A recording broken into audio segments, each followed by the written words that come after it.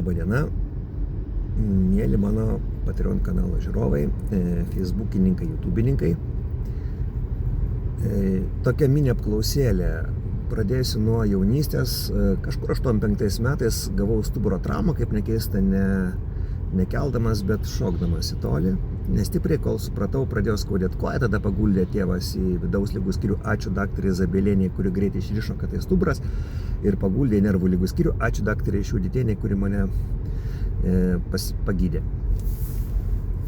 Ir su manim palatoje gulėjo toks labai fainas kolektyvas, apie 60 metų, tada man atrodęs jau seneliukas, buvęs tremtinys, ir 40 metis, man tada atrodė senstelėjęs KTU dėstytojas, dabar visai kitaip suklasifikuočiau. Na ir tie žmonės labai gražiai mokėjo reikšti mintis, ypatingai seneliukas. Jis pasakoja apie savo tremtį. Pradžioje buvo ištremtas kaip ūkininko sūnus į Barnaulą. Tai yra Hakasija, ten gero žemėse, vėl prasigyveno antrą kartą, jūs ištrėmė jau tada į Igarką prie Jenisėjaus upės. Ir ten jau pasikankino. Ir po to aš tą seneliuką sutikau po kokią 30 metų Palangoje, negalėjau patikėti, kad jis dar gyvas. Jis toks charakteringo veido, toks panašus į aktorių Filipovą, kur Kisą Varabjaninovą vaidina 12 kėdžių. Nu ir taip paklausė, kiek dabar jums metų? Man, sako, dabar yra 92. Oho, sakau, tokį sunkų gyvenimą gyvenot ir taip pat pragyvenot.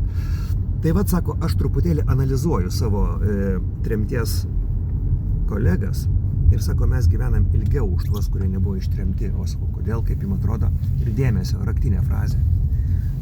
Badas,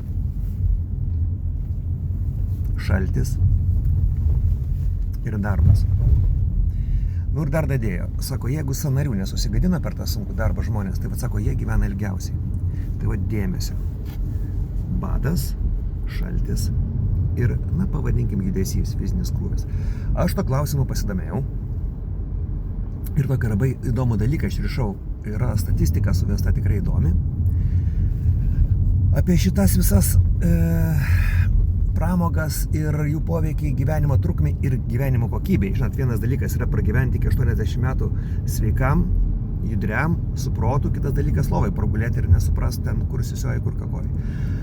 Tai, vat, ko jūs norėtumėt, sekančiai tema mano Patreone. Ar ekstremalių temperatūrų poveikis ilgamžystei ir sveikam gyvenimui, kokybiškam gyvenimui? Ar įvairių badavimo režimų poveikis ilgamžystei ir sveikam kokybiškam gyvenimui? Na, o tiem, kurie vis dar su manim nesutinka, siūlo, pirkit daug papildų, prisipirkit papildų, prisidėkit pilną stalą ir valgykit tol, kol nuvažiuosite į Karmėlavą, bet ne į oro uostą. Taigi labai laukiu jūsų nuomonės, ar ekstremalios temperatūros, ar badavimo režimai, kas turi didesnę įtaką gyvenimo trukmei ir gyvenimo kokybei. Dabar negaliu paspausti knopkės, nes atsakingoje vietoje vairuoju, tuoj palaukit, nuspausiu ir iki.